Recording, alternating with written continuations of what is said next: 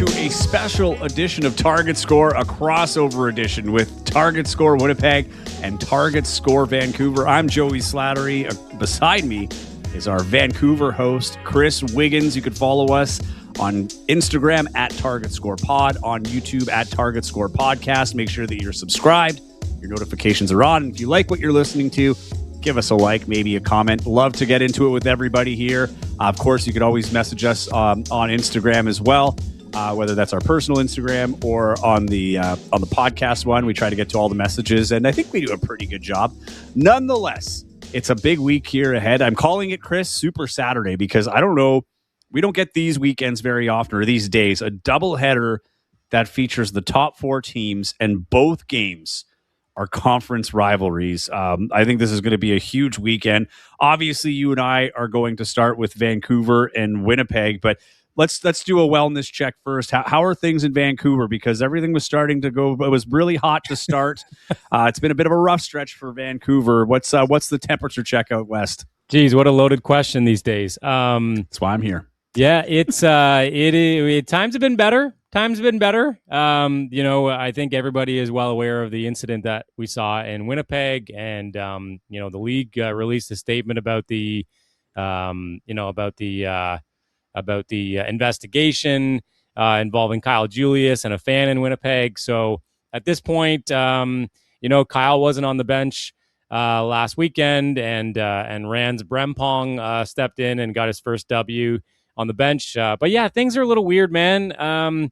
I didn't see Kyle around on Saturday at shoot around. Of course, he wasn't on the bench, like I mentioned, Saturday in a win over Brampton. But yeah, things are a little off. Jalen House wasn't around either. I'm not sure what's happening there. So things are rocky at the moment. But such is life in the CEBL. Things change quickly, and Lloyd Pandy shows up. Mitch Creek is in for a cup of coffee and off to Australia. They win a big game against Brampton without Kyle Julius, without Jalen House. And so, we'll see what happens this weekend. I haven't been to practice yet this week. We'll try to get there in a couple of days as we get closer to Saturday. But, I'm curious to see, who's around at practice this week. Well, Lloyd Pandy, huge signing. I mean, that guy was huge for Ottawa for a bunch of years, and I think it's going to be a massive, particularly on the defensive end, addition for Vancouver. But that game in Winnipeg, I mean, first off, I'm going to straight up say I don't think Winnipeg is 33 points better than Vancouver. That game got away on them real quick.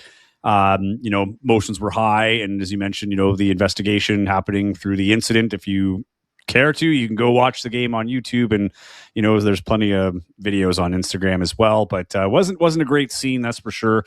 Didn't get an update on what the fan repercussion was, but that fan was not at the game on the Saturday game where the Edmonton Stingers were in town. But not a great look, that's for sure. League looking into it now and taking care of it. But regardless of that incident, it was another loss for Vancouver and a big win for Winnipeg. I mean, looking from the Winnipeg side of things, I don't think anyone expected, especially without Xavier Moon and Emmanuel Acott in the lineup, that they were going to blow Vancouver out by 30 points. Even without Mitch Creek, I mean, in Jalen House, and then you throw the Jalen House aspect, he had 42 points. He had like 42 points and a 33-point loss. Like, it was just like. Winnipeg has had some weird lopsided scores this year, that being one of them for sure. But, looking ahead to the rematch in Vancouver, Wait, before you get there, if I could just say a few things about the game in Winnipeg, that would be, Vancouver's defense has been, we've talked about it a number of times on the podcast. Kyle Julius has been very candid about it. Their defense has been awful. Mitch Creek mentioned it post game, on Saturday in a win over Brampton. He was like, "You and I spoke about how shit our defense has been, and we held Brampton to 81." So, that's a little bit better. But yeah, to your point, I mean, Winnipeg, I thought it was going to be a tough night for Vancouver. I didn't realize Xavier Moon wasn't playing, which is even more impressive for Winnipeg to topple Vancouver like that. As I say, I think Vancouver was going to be in tough, but did I see a 33-point victory coming? No. The last time the Vancouver Bandits lost by more than 33 was August of 2021. I believe it was 35 to the Edmonton Stingers. So goes to show It's been a while. It's been a while. And and they usually have strong teams year over year. But yeah, that was a big lopsided win for the Winnipeg Sea Bears, and just a weird night overall, as you say.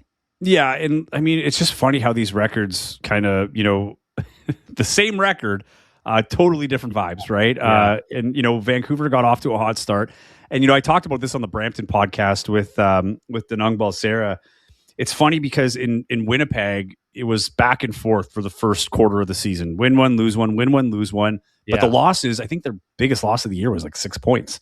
So everything's been like a one possession, 1 or 2 possession loss in those losses. So there was never that sense of panic or urgency. Like I had asked Mike Rainbow, this would have been a few games ago, where just like I asked him along the lines of he's getting frustrated, with these close games and losing these one possession games. And he said, no, because you'll drive yourself nuts.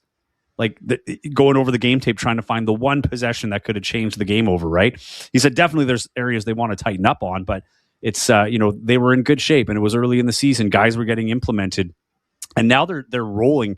And I'm not sure what the ceiling is for Winnipeg because we don't know if Xavier Moon will be in the lineup.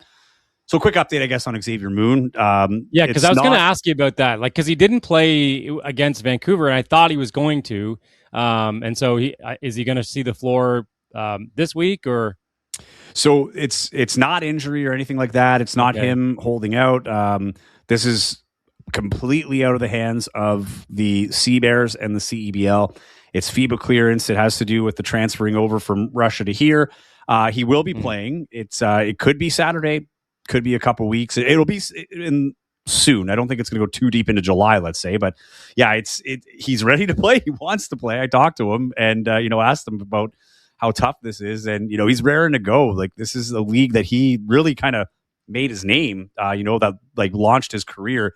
He's excited to be back and all that, but it's out of everybody's control. So just got to hang tight and see if that comes in for Saturday. But Winnipeg, regardless, I mean, like talking to Mike Rainbow before the game, the head coach of the Sea Bears, and I was asking him, are you excited to get him back in? He's like, honestly, like more because it's hard to pretend he's not here in the first place because the team still has to prepare without him, right? And moving forward. And he doesn't want them leaning on he's coming soon, right? So that's been the kind of the interesting element of that. But I, looking at that game with Vancouver, I really like the performance from Winnipeg because it was very complete, and they kind of just put it to bed and never really relented. Like, and what I'll say about Vancouver, despite everything, it's not like they gave up. Like they had some bad bounces, they couldn't find their shot, other than Jalen House, obviously. But like defensively, they were still working hard. Like it didn't seem like the team gave up at any point. It was just a perfect storm for Vancouver. It felt like Winnipeg was playing great and Vancouver was playing awful, and it couldn't have been a worse time for Vancouver. Couldn't have been a better time for Winnipeg, right? But I think when we look at the differences too, I mean, Winnipeg now, Isaiah Osborne has been phenomenal since joining Winnipeg, particularly at home. They've not lost a game since he joined the team. And his worst game was in Calgary. He had 8 points. Every other game, he's had 20 plus. So I think he's averaging like 18. But if you take out that one game, it'd be over 20. So anyway, I think with that whole ordeal, like with everything that happened, I think the one thing that kind of shined in the Winnipeg side of things was how poised this team is. Because we've seen Winnipeg in the past have blow-ups, right? Not with fans, but, like Teddy Allen, had gotten into it once upon a time with Byron Mullins. And, they're no stranger to having those kinds of issues and kind of, we'll say behavioral incidents. But this time around, it seems like when the Sea Bears find themselves in any adversity, there's a poise to it. Like, and even when they were 500, if this were a year ago, there would have been panic. This year, it was kind of like, they're working their way up. You can feel the improvement. Now they've won 4 straight. They're in first in the West, but it's still a long way to go. I think Vancouver has a chance to make a statement on Saturday. Don't you feel like it's like this across the entire league, though? Like, don't you feel like it's just strange everywhere?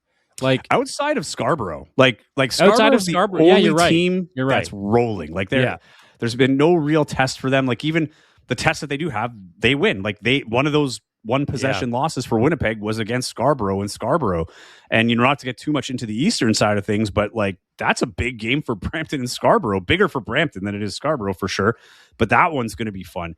You look on this side, it's just funny how a similar record could be two totally different vibes. Yeah, Vancouver at 8-4. It's like, oh no, feels like everything's falling apart because they had such a good start. And then you have teams like think about this. Saskatoon is basically in the conversation for the conference right now. Mm-hmm. Like just a few weeks ago, we were like, oh man, they're 0-3 or 0-4, whatever it is. Yeah. Didn't feel like they had anything going. And I know I was vocal in saying that this team is better than their record. And it's starting to come to fruition, right? You had a new head coach who was, still figuring out the ins and outs of being a head coach at the professional level. He's got guys coming in, he trying to put his systems together, working with new faces and a new, not a new city, but it's a new team and a new ownership. There's a lot going on. And now they've settled in nicely. So now it kind of looked like it was going to be a 2-horse race in the West with, Winnipeg and Vancouver. But man, like outside of Calgary, like even Edmonton, like Edmonton fell from 3rd to 4th. They're struggling right now, but both of those teams can go on a string of wins. I think it might be too late for Calgary to make a playoff push, but I'd be more worried about them playing spoiler for that 3rd, 4th spot. That's for sure. I still can't get over the fact that they've only won one game. Like I know, it's weird, man. It could have gone the other way pretty easily. Like it wasn't a blowout, right? Like it felt like it came down to the last couple of buckets, in target score time. But like Saskatoon off to a weird start. Now they're okay. Now they're pretty good. Like Winnipeg, Vancouver are deadlocked. And again, as you say, like, similar record, same record, totally different, vibe. Calgary is 1-10. Like they fired their coach. Like when's the last time you saw a coach get fired a quarter of the way through a CBL season? I don't think I've ever seen that. So it's just been a weird year all around. Around. And you know what, though? I think here's the other thing. Again, Calgary's a weird, I guess, study on this because it's been a longer term. Like they've been so good since essentially they got to Calgary, and now they're having one bad start to the season, and we're like, oh my, like it's almost like they were never successful. Is kind of like the tone of the conversation. But in a season of the CBL, and that's where I'm, even with Winnipeg, it's like it's been steadily progressing, but you can't get comfortable because look what happens. Like those games, like you look at it now where Vancouver is, like how big that run was to start the season. Right? Because now you're still in second place. You're still kind of running the table to an extent, at least in your own destiny, in terms of ahead of Saskatchewan. But I don't know, man. You look at this league, you cannot get too comfortable with a good start. Like even Scarborough, like they're probably going to have a run of 2 or 3 losses. And how do you bounce back? And I think with Winnipeg, the nice thing for them is that they've had the adversity in small samples, right? Like there's no real blowout. They've been in close games. Everything's been constructive, right? You can look at those losses and you could take a good look at, okay, well, here's what we did well. We could have won this game. They haven't had a lot of like burn tape games, which I imagine for Vancouver, like that would be their game against Winnipeg, right? Like, let's not even look at the tape. Let's just forget this ever happened and get back to what we do. It didn't see the light of day. I guarantee you that. Totally. And so, with Winnipeg, the adversity's been constructive, and now they're starting to hit their stride. But even talking to Kyle Julius before that game in Winnipeg, like one of the things he said was, I don't care about the first place in this game. And that wasn't to say that he doesn't care about first place. What he was saying was, how many times have the Vancouver Bandits been first place from the start of the season to the end of the season and have not achieved that main goal? And he was saying the goal is to peak in 3 weeks from now, right? You want to start peaking when you're getting into the playoffs. Everybody's clicking. And that's the thing. Like there's 2 ways to look at the whole Xavier Moon arrival, because it's going to change things for sure. He's a very good ball dominant guard, a good facilitator, but he's not played it for a whole half of the season. So now he comes in and, I do think it's going to be seamless. I don't foresee any issues, but there is the possibility that it might throw a little dysfunction in this, right? And it could slow things down a little bit as they try to get him acclimated to this, this new group and coming back to the CBL and all that stuff. But, if I'm Winnipeg, it's a good role right now. if they lose in Vancouver, you're not going to win them all. I think you're on a good streak right now, but I do think for Vancouver, it's not a must win, but it would be a very nice win at this point of the season to kind of just reinstill maybe some confidence, some morale, and bring that back up. But also just to send a message that just because we lost one game to Winnipeg and fell back to second place doesn't mean we're suddenly basement dwellers in the CEBL. Yeah. Like, we're still here. I might say it's a must win. Definitely because of the outcome in Winnipeg. There's just so many storylines happening in Vancouver right now with the investigation with the league and, who's going to be on the bench on Saturday. Will it be Rands again? He gets his first win. And I don't know if you saw this, maybe not, because it didn't go up on social media, but Kyle Julius has a tradition when Vancouver wins really tough big games where he throws his body into a trash can or he throws his body into the laundry bin in the room, and the guys go crazy, and he calls it bodies flying, and we bleep shit up, and and that's just what Kyle does to get the guys riled up. And so after the win on Saturday over Brampton, and it was Rand's first game, Rands did that. I saw that on socials. Rands pulled the Kyle Julius and, threw his body into the laundry bin, and the guys went nuts. So, I don't know, like, maybe there's this, this sense of, coming together now, even more than they maybe have already this season.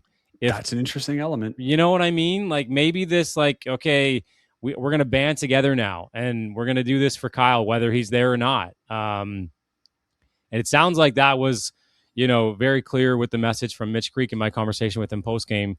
He was very colorful about Kyle Julius and how they miss him, and that, they're doing it for him or whatever. So maybe there's this, like, togetherness and camaraderie element to this, whole investigation that lifts this team up to a place they haven't been, together yet. But you can say the same thing that you were mentioning about Winnipeg and Xavier Moon and new guys coming in, and that might be an adjustment. Like, you could say that about Vancouver, with a lot of guys like Lloyd Pandy. I think they saw a little bit of that with Shamar Givens in Winnipeg. Like, he played, and then he missed Saturday because of personal reasons, and so he hasn't really been, in the system too much. Although he played with us last year, so he knows, the ins and outs of Kyle's system a little bit. Whether they're using the same system or not, I don't know. But Lloyd Pandy steps in. Mitch kind of comes in and out for a couple of games. So, like, that can't be easy in this league. And I'm not suggesting that Vancouver is the only team that has to deal with that, but, like, certainly, that's a case over here. But yeah, I might say Saturday is a must win for Vancouver, just with everything going on and sending a message. And here's my my quote of the podcast. Here's my Shams moment of the podcast. I have this weird feeling Jalen House isn't going to be around anymore. Really? Yeah. In my opinion, he just doesn't fit the culture. There's been a few games that I've seen in Vancouver anyway, where he, has been a little pouty at the end of the bench. I've certainly heard some arguments between him and Kyle Julius, and I'll keep what I've heard, between him and Kyle. But it felt like it felt like it hasn't been easy, with Jalen and the relationship, and but albeit he scored 42 and broke a Bandits record, and I just get this weird feeling he's just not going to be around for very much longer. And you wonder if the first game last weekend was like the tipping point of, I don't know. Which, to be fair, if it is, it's better for it to happen Saturday as opposed to 3 Saturdays from now. Do you know what I'm saying? Yeah. Like that, like the timing of this is the other thing that I thought about. Like, I think the timing of what is happening in Vancouver, based on the start that you have or have had, gives you enough time to right the ship. Even you could absorb a couple of losses.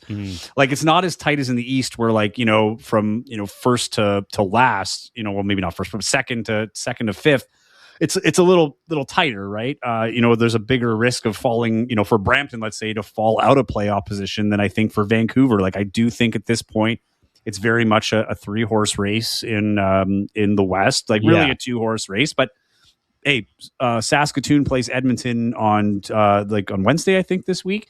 So that'll be telling because, if Saskatchewan wins that one, I just want to make sure I have the numbers right. But I could see Saskatchewan going on a bit of a run here and giving Vancouver and Winnipeg a run for the top of the conference. If they win. Yeah. If they win, they would be a game behind both of those teams going into the weekend. Now, I know for sure Winnipeg has beat Saskatoon, but they lost as well. So now there's tiebreaker implications there, but you can't overlook Saskatoon right now. No, that's the definitely thing. Not. I still think because of the tied records, but they have another game. If they lose that game, I think it's a 2-horse race, but if they beat Edmonton, it becomes a 3-horse race, and Edmonton's going to have to figure it out because they'll be 3-8 if that's the case. So and they're off in the Kentucky Derby. Belmont Stakes. But yeah, no, I think this is a good time. Like I said, Winnipeg has done a really good job, and I've talked about this in other podcasts. Teddy Allen is playing the best basketball we've seen him play in the CEBL. It's a much more complete version of him than we've seen, in years past. And I've said this, I think I've said it to you off the air, but I've said this a bunch. If Teddy Allen wasn't known as Teddy Buckets and didn't have the scoring stereotype, we'd be calling him a defensive specialist. Guy leads the league in steals. He disrupts. He's so good at disrupting the guard play and getting in passing lanes. He's aggressive. I think a big part of that is because he has a guy like Jeremiah Tillman Jr. protecting the rim. The guards can be a little bit more aggressive. Yeah, but he's I wouldn't say defensive. I'm exaggerating with. But they can gamble a little bit more. They can gamble knowing they have protection and help. Yeah. And the other with that though is you look at Teddy Allen's stats. He still is considered the stereotypical scorer. Yeah, not playing defense. Picking his spots and hogging the ball. And that has not been the case, man. Defensively, he's creating opportunities for himself and teammates. He's had flirted with triple doubles this year. He's, rebounding. So at both ends of the floor. So this is a guy that, is known as a scorer, but I still think for people outside of Winnipeg or outside of the Sea Bears circle is that I still think that stereotype exists, that all he can do is score, and he really can't. And further to that, again, talking about behavioral stuff, here's a guy who has been very even keeled. It's just different. It's different. I've kind of sensed that myself a little bit too from the outside. Yeah, he carries himself different. When a call goes against him, you can still see he's frustrated. The competitive fire doesn't go down, but there hasn't been that reaction, and there seems to be this year. Last year, it felt like the roster they had was a bunch of professional basketball players that were collecting their paychecks. Good basketball players, not that they weren't playing hard, but it was they were reporting to their job. It felt like that. Where years prior, especially that first year when the Sea Bears surprised everybody, there was a brotherhood there. You can sense that they were having fun, they enjoyed each other, they were hanging out outside of basketball and getting to know each other. This team has that feel. It helps when you're winning, but they've lost games too, and it hasn't created any rifts that we've at least seen. Or if it happened, it's not happening in practices where the media is there, or shoot-arounds or in games. So they've done a really good job that way. But I think that a big part of that though is Teddy Allen. Everybody's eating, right? There's multiple guys that have had 20-point games. Teddy's getting his assists. He's still getting his 30 plus points a game, right? It's weird because all the things they were worried about was really circled around Teddy Allen, which is why I'm optimistic about Xavier Moon coming here, because Allen's already made the adjustments. He's already playing that way, right? So I think he's going to be fine. Who's their who gets more touches? Teddy or Xavier Moon? Well, it'll be Xavier because he's dribbling the ball. He's your point guard. Okay, so but is he going to let is Xavier going to let this be Teddy's team? I don't. Here's the thing. Teddy won't say it's Teddy's team. Okay. This is what I'm talking about. That's a new Teddy. Because the year 2 Teddy, the year where he was released, leading up to it was how do we build around Teddy? Teddy this, Teddy that. Those questions still exist, but Teddy Allen himself is making a point to shout out his teammates, right? And it's not that he wasn't a team player before, he wasn't shouting him out before, but I think what he's doing there, it's his way of saying, this isn't anybody's team. I'm a very good player on a team that wants to win a championship, and the team wins the championship. I think that's a smart decision from Mr. Allen. I think so too. And he knows the stakes. You go back to the team that released you and the way that it happened. Like, I remember like putting that press conference live on Instagram, and it still gets views from time to time, right? But anyway, like he knows that if it happens again, that's a hard blemish to come back from. You win a championship with that team, kind of changes the narrative, right? So I think he understands that. But the thing with the Xavier Moon, the offense is going to roll through Xavier because he's going to be directing it. He's very good in transition. He's very fast. He can make those quick decisions. So I think that like if anything, if there's going to be an adjustment period, I don't think it's going to be Xavier Moon adjusting to the Sea Bears.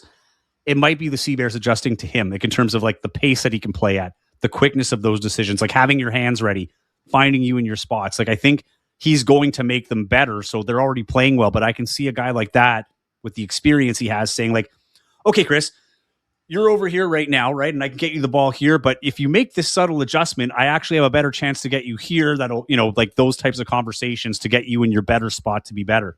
That's the dangerous part with Xavier Moon. But Xavier Moon knows that he's got Teddy Allen. And the thing about Xavier Moon is he also draws as much attention as Teddy Allen defensively. I was just going to say, like, how dangerous is that when Xavier Moon takes one or two dribbles inside the three-point line, someone collapses, and that's okay, it's just a kick out. No, it's a kick out to Teddy Allen. Exactly. Like, and you've hit the nail on the head. And I think the difference is, like, we never got a full sample of Justin Wright Foreman playing with Teddy Allen, but there was a lot more pessimism to that one because JWF was a scoring guard. Like that's what he did, right? He was the guy putting 30 a game, where Moon might have that, but that's not what he's built his game around, right? Like he's built his game around strong defense, disrupting the opposition's offense, getting the steal, going to run in transition, which is how the Sea Bears already play. But I think with him is if you're a defense, you have to be honest to too many players on the floor. Because you can't overlook Jeremiah Tillman Jr. Definitely can't overlook Teddy. They still have guys like Emmanuel Aycott and Simon Hildebrand and Isaiah Osborne. So it's not like you could just say, like, we're going to lock on Teddy and Xavier, because if you do, then someone else is going to have a big night, and we've seen that a few times now this year. But I think the possessions, they're both going to get their touches. The offense will go through them both mostly, right? Like they're going to try and get Teddy the ball in his spots. But I think it's going to be easier for Teddy to get those shots. Like he's not going to have to break down double teams as much, or triple teams, because sometimes you'll see it, right? He's in a game and they're waiting for him. That'll be like a double team, and then that third guy will come in to try and get the steal, and he still scores. But now it might just be a double team, because I don't know if you can get that other guy over and back quick enough to recover. And same with Xavier Moon, and he'll draw a lot more double teams probably up early to try and so that to put some pressure on him to make a pass and to not have the ball in his hands. So this is what I mean. Teddy's playing well, but it could be better for Teddy. We have no idea. This is why I think it's a must-win game, and I think it's another one that Vancouver is in tough with, because again, like I'm really interested to see if Jalen is going to be around. Lloyd, I would imagine Lloyd Pandy guards either Teddy or Xavier, and if you guard one, who's going to guard the other guy? And Vancouver has struggled defensively. Mitch Creek's not there to guard 1 through 5. Like he's back in Australia already. So, I mean, I think it's a must-win game for Vancouver, just because Winnipeg is dangerous. And if you let Winnipeg start to build some wins over you, the West might become a little bit, more of there might be some gaps in that Western Conference if Winnipeg starts to win some games, and goes on a streak. So, yeah, I mean, I don't know. Well, I think this is a big game for Tyrese Samuel. Yeah, he's been a little quieter for sure the last couple of games, although he missed one because of NBA workouts. But yeah, I agree. It needs to be a big game for Reese. Well, I think the big one for him too is I look at Jeremiah Tillman Jr. The one blemish on him is his inability to stay on the floor. Oh, okay. Like with fouls. Yeah. So if you're Tyrese Samuel, like the first thing I'm doing, if I'm Vancouver, is if it's not Tyrese directly, it's trying to get traffic driving to the rim to try and get Jeremiah Tillman, bait him into a block, bait him into that foul. because he does like he's going to jump every time, right? Like he's going for the block. That's what he's there. I'll make sure I tell Tyrese to use that pump fake, big man. Yeah, well, and that's the thing. Like, and here's the thing. I've said this before, where I thought, like against Vancouver, for instance, I thought Jeremiah Tillman Jr. was going to have the biggest game because Tyrese wasn't there. Right. But then I think he had like 2 points that game, right? Because like everything else was working. So it could be that neither of them have a game, but I do think with the guards and everything that you just talked about, and the players there, if Michael Mulder has a good game and can find that shooting touch, like Miller Kopp couldn't really find the net and his rhythm in that game against Winnipeg, like. It'll definitely be the 3-point ball is going to be important for Vancouver, but I think that difference will be Tyrese because of the rebounding, the second chance points, and just trying to go head to head with Tillman Jr. But it's going to be physical down there. I'm excited for that matchup. Yeah, it's going to be a good game. Defensively and rebounding have been Vancouver's kryptonite so far. So, like you say, like if Tyrese is going to be, protecting the paint and cleaning the glass for Vancouver. It certainly will be a closer game, but I still think they don't have enough bodies to guard both, Xavier and Teddy Allen, unfortunately. And like if I'm making a prediction, I couldn't give you a score. Scores are always hard to predict in this league. Yeah, I think Winnipeg wins. Like my thing is if Vancouver gets to 100. They put themselves in a much better place to win. They're the only team. I think Winnipeg might be right there, a little above, a little below, but they're the only team averaging more than 100 points. And you almost have to get in a track meet with Winnipeg because I think you're right. I don't know if the defense has the ability to keep Winnipeg at say like below 90 unless Winnipeg's not shooting the ball well. But I think if Vancouver gets out on the run a little bit, gets those threes, but willing to give up, not that you're conceding points, but when they score, it's just like getting the ball and get back on offense. They're a team. This particular Bandits team is built on offense. It's been their bread and butter. Winnipeg is the opposite, right? Like if you can score those points on Winnipeg, I think that's what's going to bring the confidence down because they built their name on defense. They're the second lowest in points allowed. Second highest in points for, like they're playing really, really well. But I think if you break them down early, like where they get a lot of their points is in transition, right? They force turnovers and then they get out on the run, they get on the numbers. Like that's how they like those gritty to pretty plays, as I'm calling them. Like you work hard on the defensive end and it turns into a beautiful opportunity at the other end, and they've been really good at turning them. So if Vancouver can get it's almost like a race to 100. Not saying they need to win, but like that would be my goal if I'm Vancouver. Like, let's just pedal to the metal, try to get an early run on Winnipeg and keep it going from there. If they can get in their rhythm offensively, which they didn't do on Thursday, I think they're a dangerous team. I think this will be I was going to be bold and say like this game is going to be like an under 10 point differential, but I'll say I think it'll be under 12. I think it'll be a 10 point or less win, I think, for Winnipeg, but I can get behind that. The other way around, if Vancouver wins, I don't think it'll be a blowout. I can get behind that. No, I don't think it'll be a blowout if Vancouver wins. I also don't think it'll be another Winnipeg blowout. I like the 10 to 12 mark, whether it goes both ways. But then after, Vancouver has 2 Western Conference games, Edmonton, Calgary. I know Winnipeg plays Saskatoon, the next game after this weekend against Vancouver. So come the end of next week, like we might see an entirely different Western Conference, standings, right? So, and that's what we've learned, right? Like the swings that can happen in this league, like, and I think it's tough because it's such a short season. Like you want to react to everything.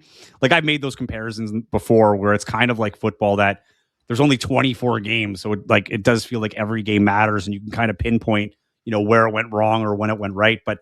We do have a tendency to overreact. And I think like this isn't just this year, like, every year it's kind of like, oh, this team gets off to 6-0 start, 7-0 start. Everything's going great. And especially this year, because a lot of teams like you guys out in Vancouver, I don't think they have a full team yet. Right. So like everybody's been waiting on key players to this point, even at the halfway point of the season, where in years past, this is when they'd be leaving. Right. And we're like, who do we have left?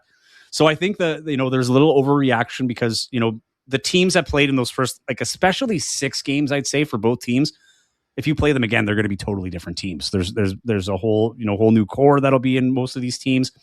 Systems will have to change because of it. So I think this next stretch is going to be a big one because we're going to see what these teams actually are and what their identities are. So do we know if Xavier Moon is playing this Saturday? Because that change, you don't know. Because that changes my prediction as well. I still think it's a must win, but if he's playing, then it's a tough game for Vancouver, even tougher game. And if he's not playing, then then it could be a really helpful situation for Vancouver. Go ahead. No, go ahead. I was just going to say, like, even like the one thing I would give Vancouver too, it's too small of a sample size, but like Isaiah Osborne's played really well at home. Yeah. Okay. In Calgary, the second game that he played, he had the target score winner, but I think he only had like 8 points. You know what I mean? Yeah. So if he's going to play like the road game that we saw there, like he's always played well in Winnipeg, it seems.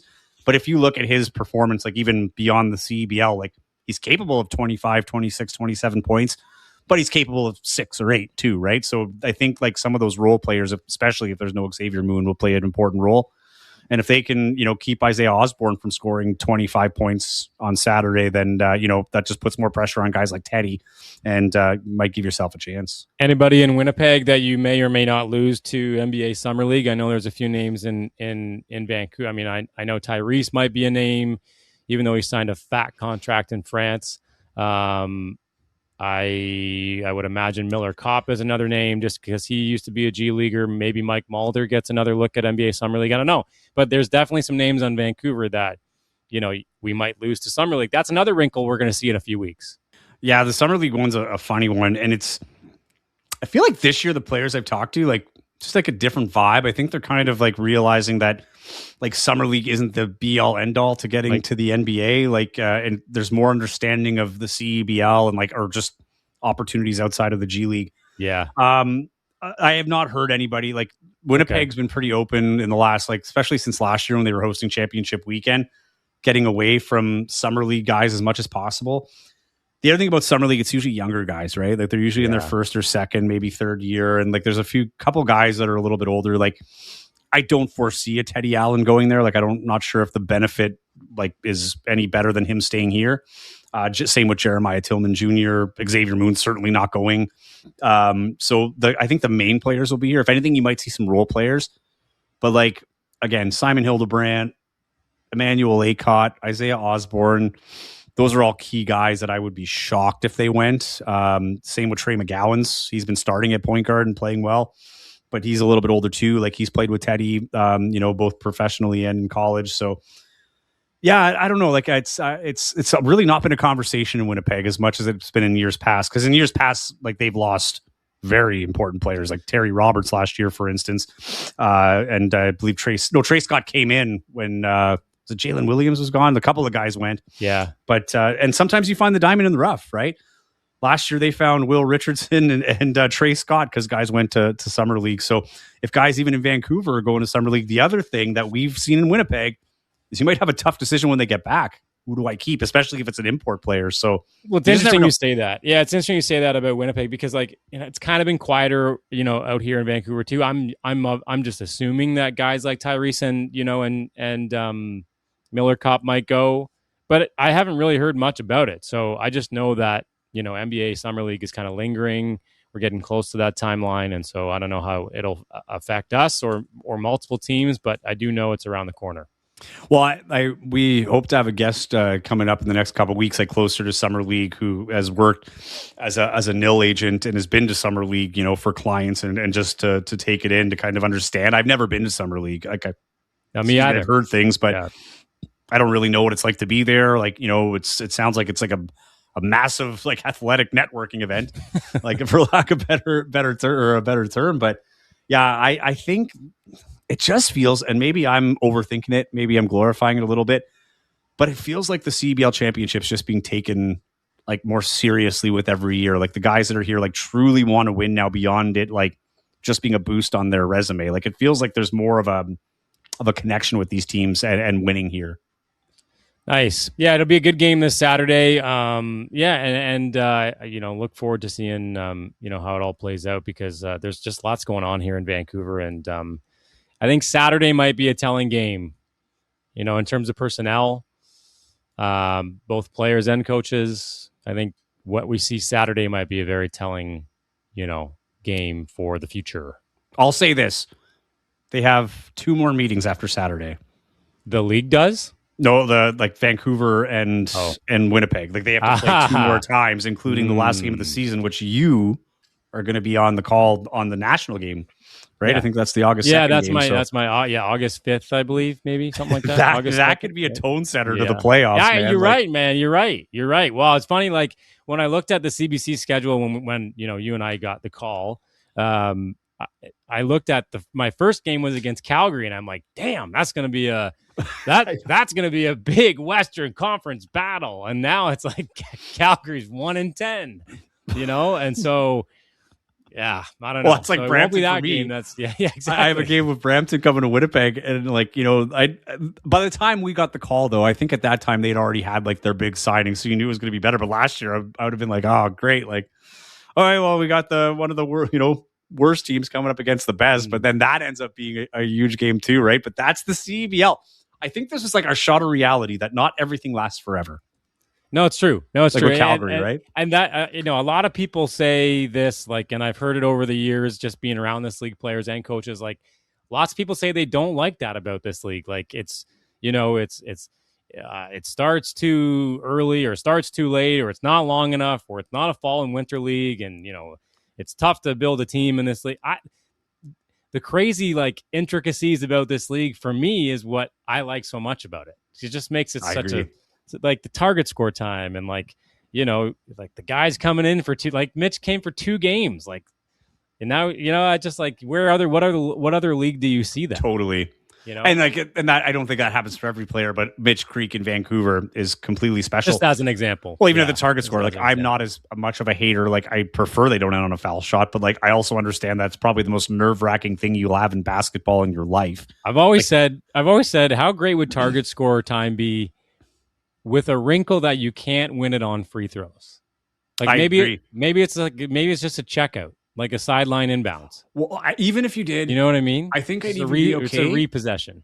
I think I'd be okay even if they just you can't there's no bonus, there's no penalty. Yeah, okay. Yeah. So even though they hit 5 fouls, it's you can't win. You can't win on a foul shot where a guy fouls you before you even hit half, because it's the 5th foul or 6th foul of the quarter. Yeah. I don't like it's one of those ticky tacky ones. Fine, if you're going to the heart of the basket, it's a foul, like a basketball play. Okay. But I agree with you. You could have something where they get possession as opposed to a shot. So the foul still counts, but they get to pick where they get the possession. So either it's wow, you could have it at baseline, or you could have it at the sideline and pick what side of the floor. Wow. I think you can make it a little more interesting where it's okay, you don't get the foul shot, but you still get a very big advantage for being in the penalty at that point of the game. I think there's ways around it, but I love those intricacies of this sport, and that's or this league rather.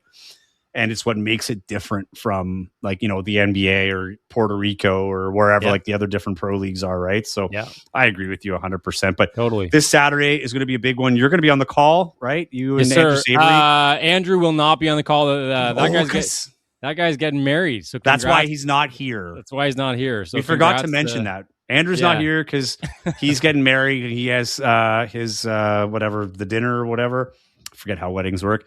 But he's not. Are you here. married? Aren't you married? Yeah, but we eloped, and I don't remember. It was a few years ago now. Rehearsal dinner. Yeah, as we speak, I think they're putting kind of the final touches on the planning. So, congrats to Andrew and Sabrina, and we wish them a lifetime of happiness, don't we?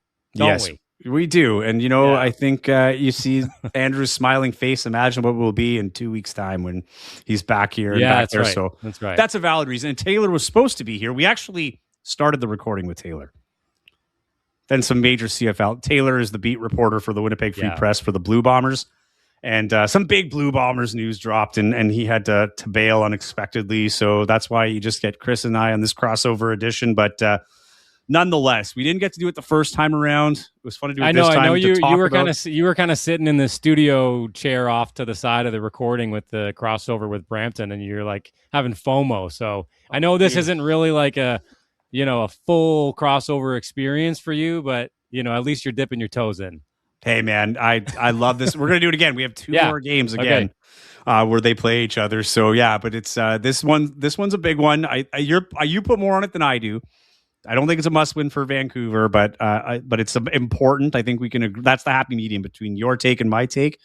And for Winnipeg, I mean, they win this one, it kind of blows it open a little bit, gives them some separation in the standings. So they're not going to be taking it lightly, that's for sure. Tip-off for that game, I didn't bring it up. When does that one tip off? Tip-off on the West Coast, excuse me while I pull it up, is 6 o'clock. Yeah, yes. They've really went hard on the 6 o'clock tip-offs on Saturday on the West Coast, just to kind of make it a little earlier for families. And I mean, I've enjoyed it. I like getting home a little earlier. So I'll take the 6 o'clock tip off, but it doesn't work for us. That's an 8 o'clock start here. So, so if you're going to be here, the games tend to go quick, but have a cold one while you're watching, and then you can go out and do your plans if that's your thing. And if for the kids watching, just have to stay up a little later. It's Saturday anyway. It's not like you have to go to school on Sunday or maybe ever again this year because I think the school years are over. But yeah, I believe it is over. Yeah. Hey, before we wrap, I just want to say, Andrew and I did get a chance to talk to Mitch Creek. Yes. Whether it's part of this episode or we make it a separate, a special feature. Regardless, there's going to be a great chat with Mitch Creek. He's always so colorful, and we talked about him representing his country, what the championship victory was in Romania. I know we were kind of all living vicariously through his Instagram live the night they won the championship, and then. Just like his mental preparation and sort of what the Bandits were going through last week when we were talking to him. But regardless, great chat. Yeah, and that's for the Vancouver fans. Yes. Won't be on the Winnipeg episode either way. I think that would be a standalone, so everybody can get to that interview. It is a good one, and you had a great post-game interview with Mitch too. I meant to say that earlier as well. Thanks. And like I said, when Mitch Creek is in the league, it's better for the league. He brings a lot of attention, a lot of skill, and it was great to see him, even if it was only for a couple of games. And I know people in Winnipeg weren't too upset this time around that he didn't make the trip to Winnipeg. So, but hopefully he'll be around for the playoffs. We'll see what that brings. But nonetheless, it was good to see him here. Good to see you. That game is on Saturday, 6 Pacific, 8 Central Time. Yeah. And of course, CBL Plus, CBC Gem, and CBC Sports YouTube. Chris will be there on the sidelines with Andrew. And we'll recap it all next week. Until then, have a good one. This was a pleasure, Chris.